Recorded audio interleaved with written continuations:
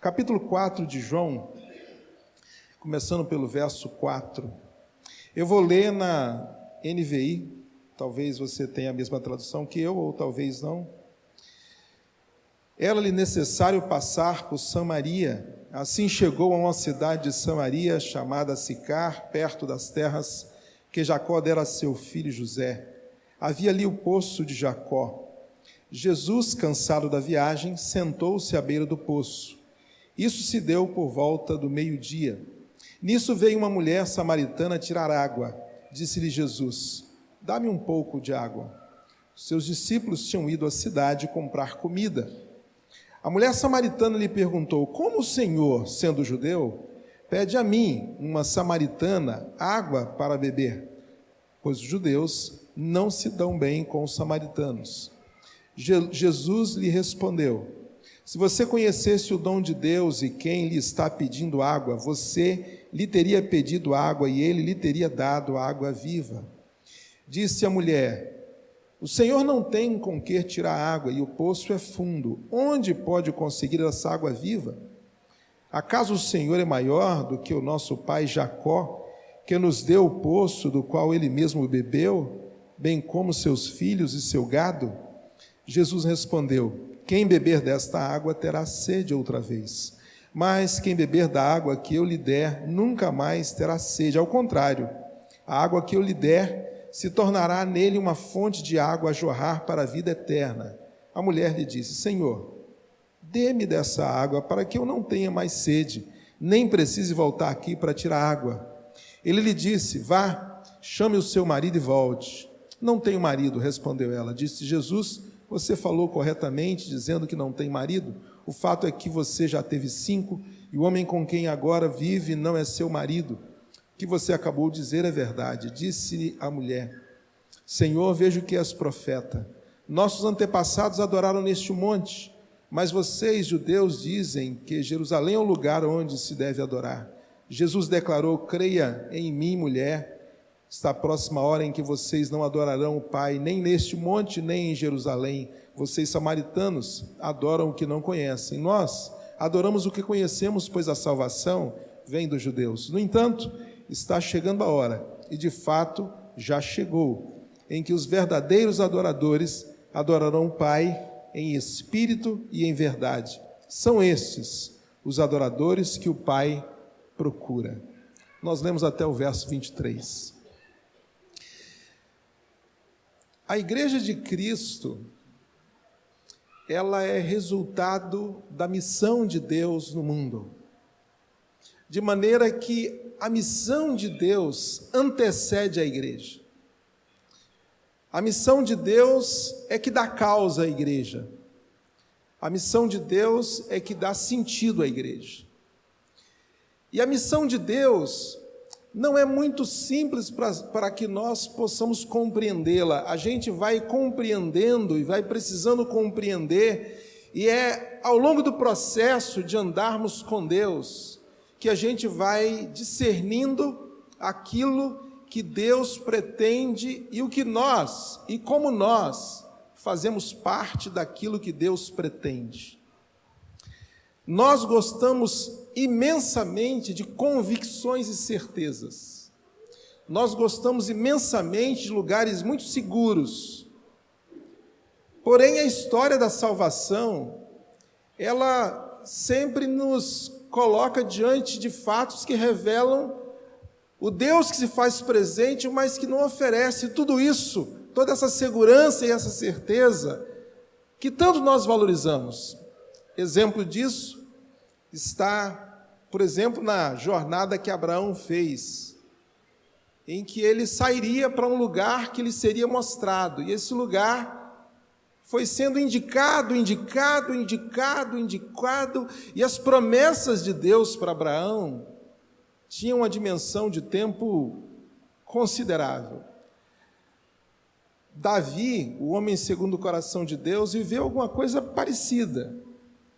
Ele foi ungido por Samuel, mas daquele dia até o dia em que ele se torna rei, parecia que ele nunca seria rei. Não fazia, as coisas não se encaixavam como no nosso enredo de vida a gente elaboraria.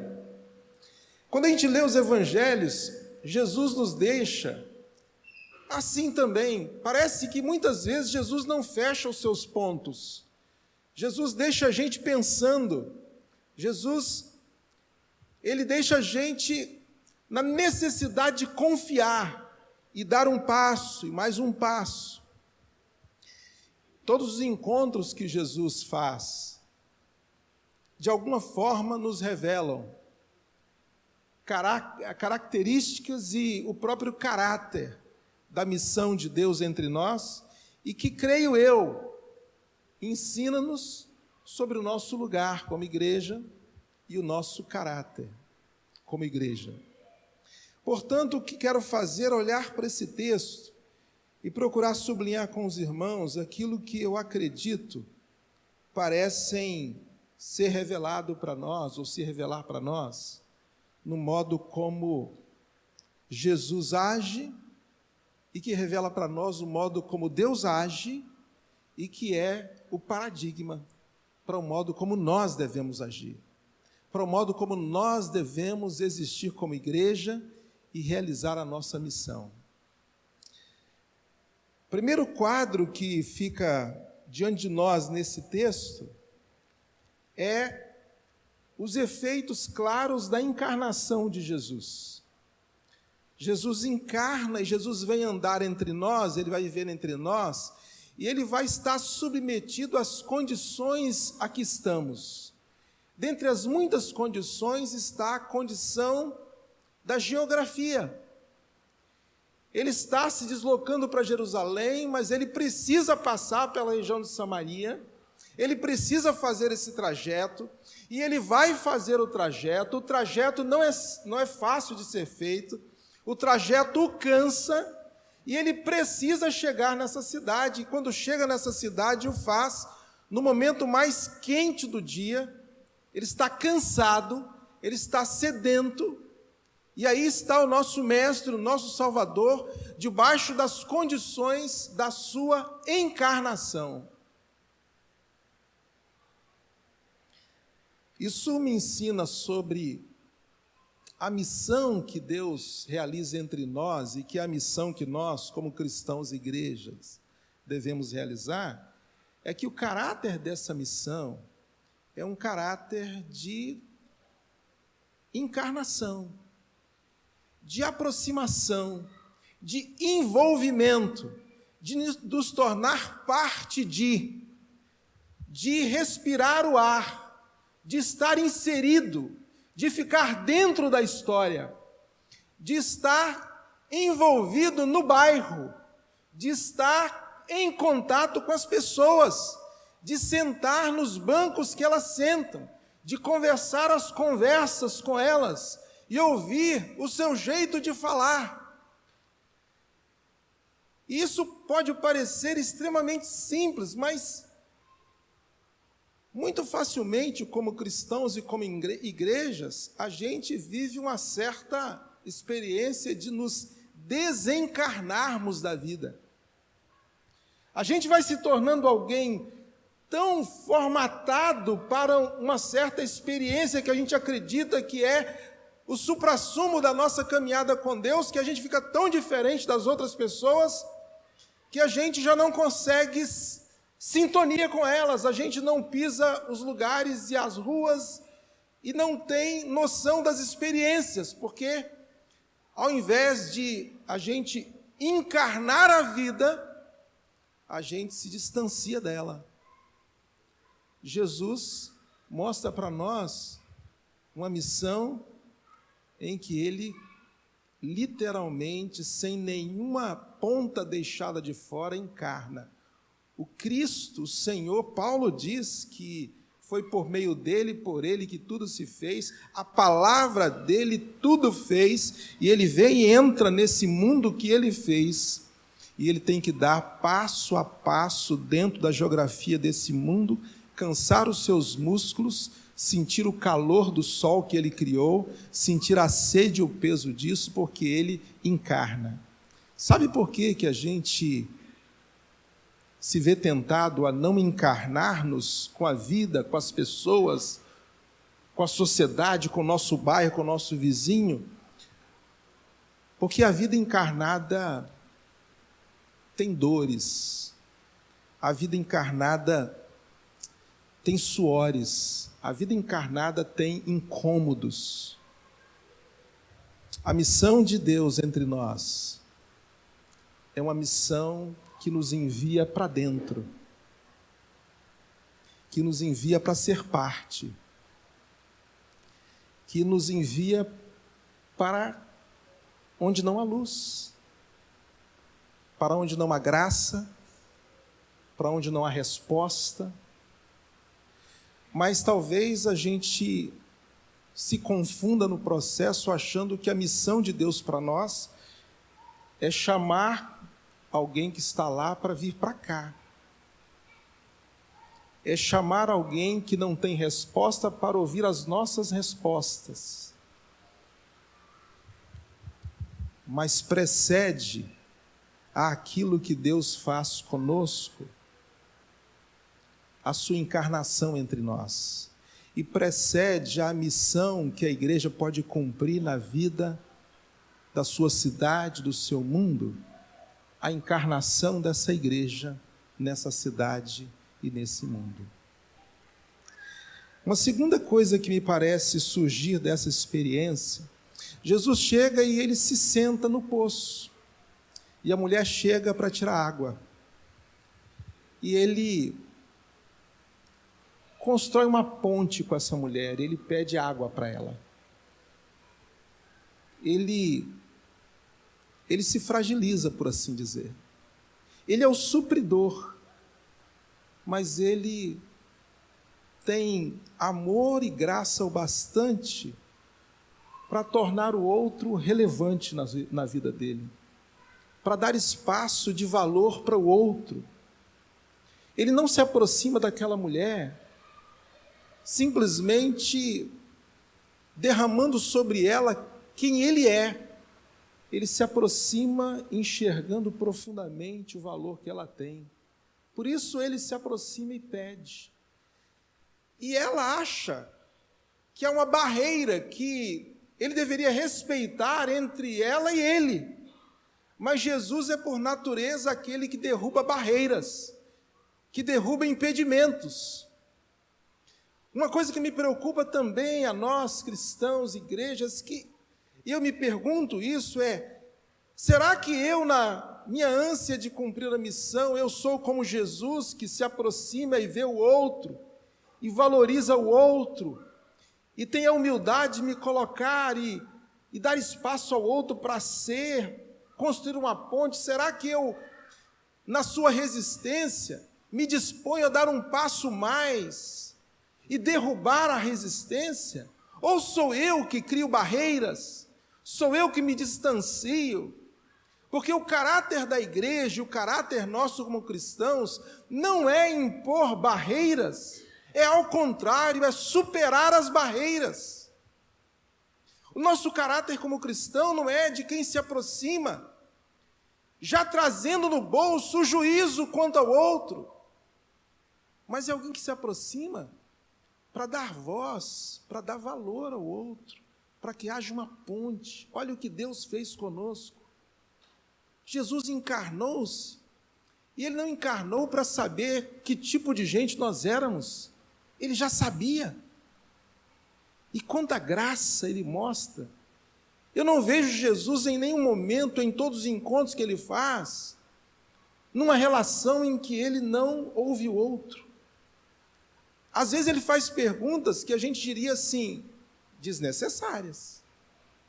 Chega um leproso, o que você quer? Desnecessário. O cego grita por ele, o que você quer? Desnecessário. Não, não é desnecessário. Jesus entra num mundo onde pessoas não se ouvem, não se respeitam, não se ocupam da alma do outro.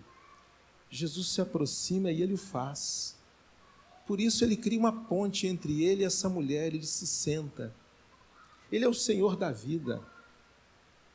Ele poderia dar uma ordem, a água viria a ele.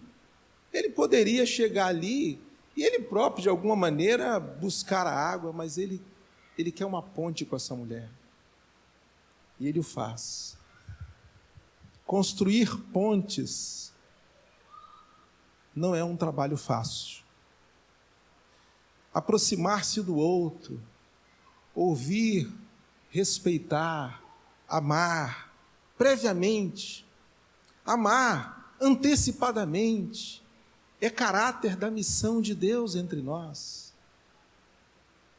Tive a oportunidade essa semana de visitar uma família ali na Praia do Canto, vivendo um problema muito difícil.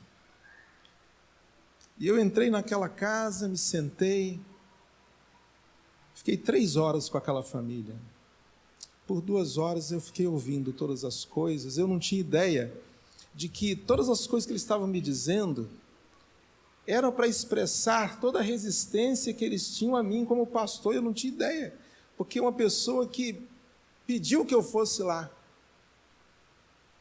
E durante o tempo, comecei a orar por aquele momento, e aí eu entendi que meu papel ali era construir uma ponte. E fiquei ali só construindo uma ponte.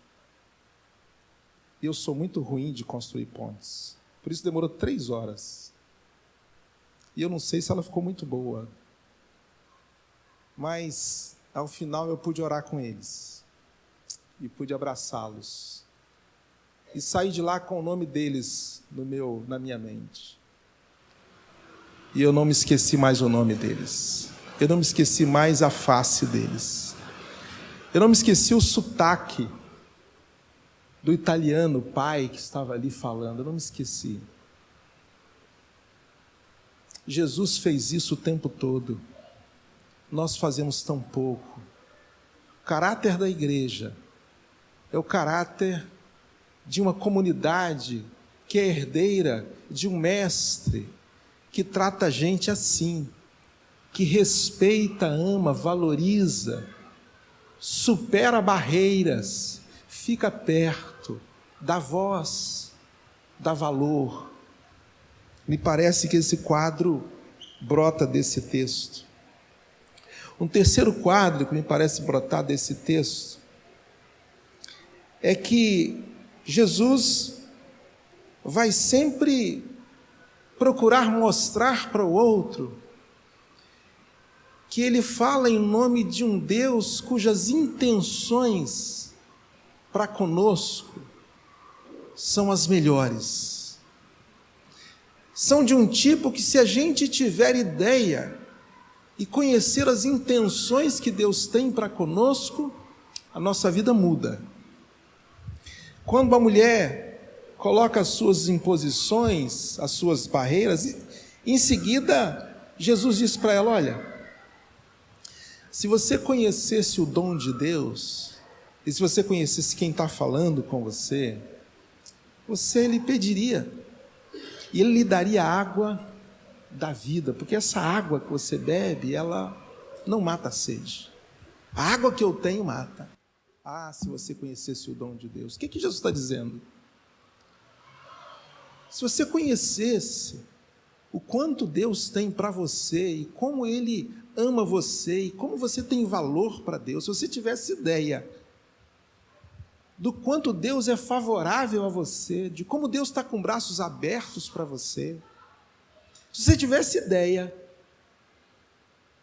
de como Deus olha para a sua dor, o seu problema, seja lá o que você tenha, e como Ele tem algo a fazer, e o que Ele tem para fazer é tão bom, se você tivesse ideia, você não ficaria onde você está, você correria na direção dEle. E Jesus se apresenta como aquele que vem trazer isso. Se você soubesse quem está falando com você, você me pediria. E olha que nessa fala Jesus já está dizendo que a disposição da resposta já é dar. Você me pediria e eu daria. Essa conversa, essa palavra de Jesus, ela é carregada de graça. Não vou analisar para ver se você merece. Eu não vou ver como é que se você se enquadra, não. Sabe por que eu estou aqui? Porque eu vim para trazer para você o conhecimento de um Deus cujo coração é completamente voltado para você, cuja graça é plenamente ofertada a você, e bastaria você me pedir e receber. A igreja, no seu caráter e na sua missão, está chamada para ser no mundo essa voz que é incrivelmente, escandalosamente acolhedora, que faz com que o outro lembre, descubra, conheça que ele tem um valor, que ele tem um amor que lhe é ofertado, uma misericórdia que se derrama para ele, sem reservas. E nessa atitude, Jesus é aquele que vai dignificando a gente. A igreja tem um caráter e deve ter a missão de levantar, de dignificar pessoas. Tão somente porque a igreja traz a notícia de que Deus tem as melhores intenções, que Deus tem as melhores ideias, que Deus tem um amor que não se compara. Gosto demais da frase, do modo como Filipenses se manifesta em 2 dos seus livros, um deles, A Maravilhosa Graça, quando ele diz que não há nada que a gente faça para que Deus possa, com isso, então, nos amar mais. Mas, igualmente, não há nada que a gente faça que leve Deus a nos amar menos.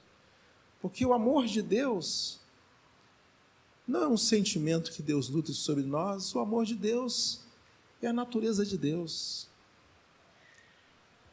A voz da igreja precisa ter o tom do amor de Deus. A voz do cristão precisa ter o encantamento do amor de Deus. Porque quando a gente descobre o que Deus pensa sobre nós, a gente não resiste a olhar, buscar e se arriscar na fé de crer que Ele nos quer com Ele.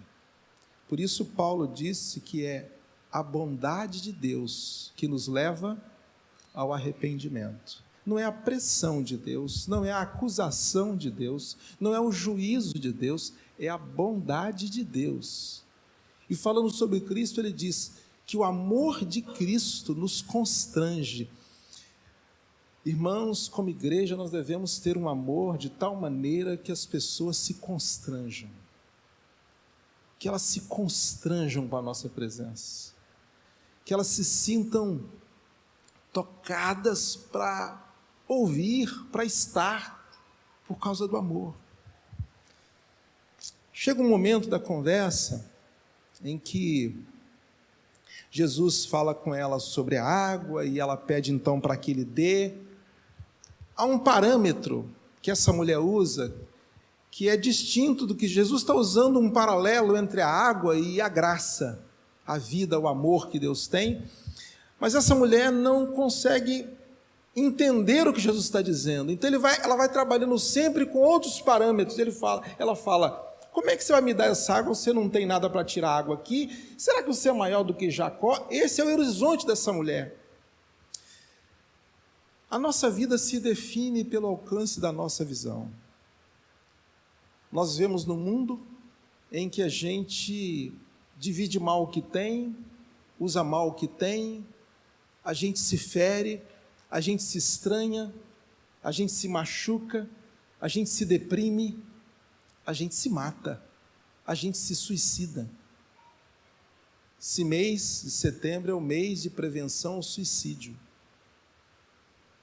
Vimos conversando no carro sobre uma menina de 16 anos, que está contida com medicamentos porque ela quer morrer aos 16 anos. E ouvindo uma especialista essa semana no rádio sobre a questão do suicídio, ela disse: o que choca as pessoas é que o suicídio, majoritariamente, é um expediente que aqueles que dele lançam mão são pessoas que outros olham e dizem assim: poxa, ele tinha tudo, ela tinha tudo. Na camada mais abastecida da sociedade, o índice de suicídio é muito maior. Países de primeiro mundo, que não tem os problemas que nós temos, tem os índices de suicídio assustadores. Muitos suicídios em lugares que a gente diria: eu seria feliz vivendo ali. O nosso mundo é um mundo que nos define pela visão que temos. Jesus está falando com essa mulher sobre sede, sobre água, porque ele sabe que ela está buscando satisfação para si mesma. Isso é o que todos nós fazemos. Isso é que a vida nos leva a fazer. As nossas águas têm muitos nomes. E às vezes toda a visão que nós temos é como daquela mulher, toda a visão que o nosso vizinho tem, toda a visão que a nossa sociedade tem, é como daquela mulher. O que me é possível, o que eu consigo fazer, os meus recursos. Aí Jesus, para levá-la para onde Ele quer, Ele a ajuda a interromper o ciclo de fuga que ela parece fazer. Ele pergunta: vai lá e traz seu marido para você receber água. E ela diz: eu não tenho marido. E Jesus: é verdade, você não tem, já teve 5, agora o que você tem não é seu marido. Talvez essa questão na vida dessa mulher represente o lugar mais verdadeiro sobre quem ela é. E Jesus a leva para lá. Mas veja que ele o faz depois de fazer aquilo que nós vimos até aqui. Ele faz parte do mundo dela, ele a valoriza, ele lhe dá voz, ele fala de que o olhar de Deus para ela é rico, precioso. Agora está na hora, agora já posso ajudá-la a ver onde ela está. Esse é o ponto da missão que às vezes a gente pensa que é a nossa grande missão. A gente gosta de dizer para as pessoas onde elas estão, né? A gente gosta de dizer para as pessoas que elas já tiveram marido demais. A gente gosta de dizer para as pessoas que a prática que ela tem é reprovável. Mas a gente não ajudou essa pessoa a compreender e a perceber que quem está dizendo isso para ela é alguém que a ama, a respeita, a quer por perto.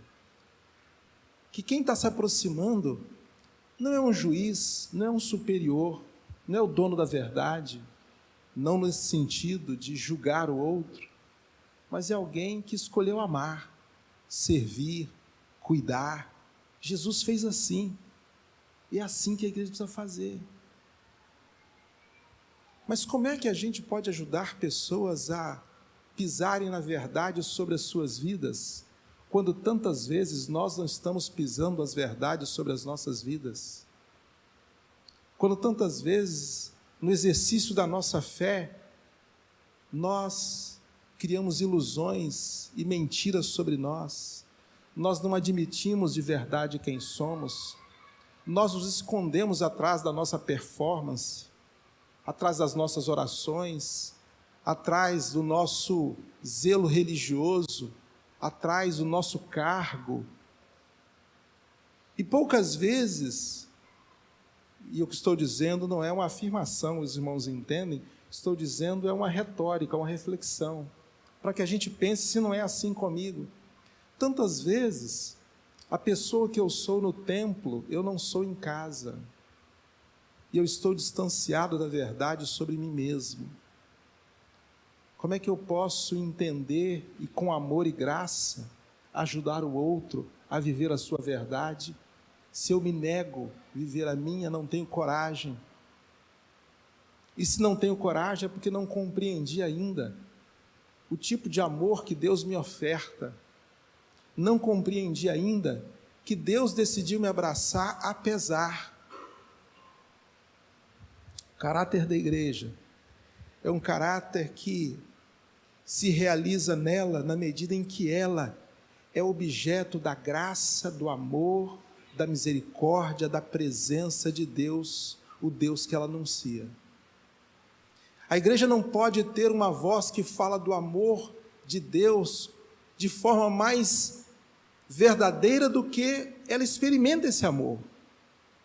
A igreja não pode falar da presença redentora de Deus com mais convicção do que a redenção que ela experimenta em Deus. E aí a gente tem que ter o cuidado, porque tantas vezes a gente começa a girar a roda e realizar as coisas e participar do que acontece. Mas onde estou eu? Quem sou eu? Como é que está a minha alma? Depois de fazer tudo o que fiz, como é que eu estou pronto para viver a minha vida? Jesus leva essa mulher para o lugar da verdade sobre si, mas o faz com graça e bondade. Por fim, nesse quadro que quero fechar agora, penso que a missão que Deus vem realizar e que nos torna parte da história dele no mundo como igreja, é uma missão que exige que nós sejamos uma comunidade verdadeira, de pessoas verdadeiras, pessoas que são verdadeiramente elas mesmas, porque o ponto inicial, o ponto fundamental para que eu venha a ser tudo que o amor de Deus pode fazer de mim, eu com coragem pisar o solo de quem eu verdadeiramente sou. Enquanto eu fingir, enquanto eu negar, enquanto eu enganar, nada começa em mim. Eu preciso dizer para Deus e para mim mesmo: eu sou. Jesus tem essa missão entre nós, e se Ele puder realizá-la cada vez melhor em mim, eu posso ser uma voz como a de João, que era só uma voz, o João Batista. Quando perguntaram para ele: quem é você? Eu sou uma voz, eu posso ser uma voz que ecoa a graça, a bondade, a verdade de tal forma que eu ajudo o outro a ser ele mesmo, para que ele possa vir a ser o que Deus deseja. Por fim, quero fechar esses quadros que me parecem vir. Jesus vai caminhar com essa mulher e as perguntas dessa mulher vão chegar a um ponto extremamente nobre, que é o desejo que essa mulher tem de entender o sentido da sua espiritualidade, a sua adoração. Interessante isso. Nicodemos, o mestre da lei, conversou com Jesus e não chegou a isso. No capítulo anterior, ele ficou perdido na sua teologia. E aqui está uma mulher que Jesus cria uma ponte com ela, que Jesus a confronta, que Jesus usa um jogo de palavras, e acaba que ela chega no ponto mais elevado. Ela leva essa conversa para ele e pergunta: olha, já que o Senhor é isso que me parece que é, deixa eu saber uma coisa, como é que é essa questão da adoração? Como é que é? É aqui, é lá? É o rito que faz aqui ou é em Jerusalém? E Jesus dá uma resposta que nos alimenta até hoje. Quantas vezes você não se alimentou disso? Quantas vezes eu não me alimento disso? Fruto dessa relação de Jesus com essa mulher, cujo nome João não registra, a gente não sabe quem era ela. E aí Jesus fala sobre adoração. E sabe por que Jesus fala sobre adoração? Porque a consequência última da missão é a adoração. O que a missão produz? adoração. Mas o que é adoração? Adoração é o resultado de toda a convergência da vida para Deus, de todo o retorno da vida para Deus. Adoração é quando eu penso do jeito que Deus quer que eu pense. Adoração é quando eu falo o que Deus quer que eu fale. Adoração é quando eu faço o que Deus quer que eu faça. De maneira que a adoração só tem um lugar em que ela pode começar, é dentro de mim. E ela nunca será possível de ser encenada, nunca. Porque ela só começa dentro de mim. A adoração resulta da experiência de, pela fé no Deus que nos ama como ama, sermos convencidos de que as nossas águas não matam a nossa sede e nos dispormos a confiar na água da vida, que é Jesus. E quando isso acontece, ela passa a nos habitar. Mas veja, a água da vida que pode nos habitar não é nossa, nunca será. Nós é que somos dela. O Evangelho não é nosso, nós é que somos dele. A missão não é da igreja, a igreja é que é da missão. Quem pertence a quem? Não é a missão que pertence à igreja, é a igreja que pertence à missão. De maneira que quando a realidade da graça de Deus me habita, ela não me pertence, sou eu que pertenço a ela. E aí a adoração chega. Jesus veio a nós para que nós possamos adorar a Deus. E na medida em que nós adoramos a Deus, nós vivemos o sentido da vida. Somos felizes. E a questão toda me parece que é complexa e simples assim. É complexa porque só funciona se for verdade. Não podemos produzir. Não se define pelo que se vê. Precisa ser algo que Deus realiza, de dentro para fora, na vida de cada um de nós. Por isso, estaremos sempre à mercê da missão, querendo ter as nossas certezas. Se converteu mesmo? Mudou mesmo? Renovou mesmo?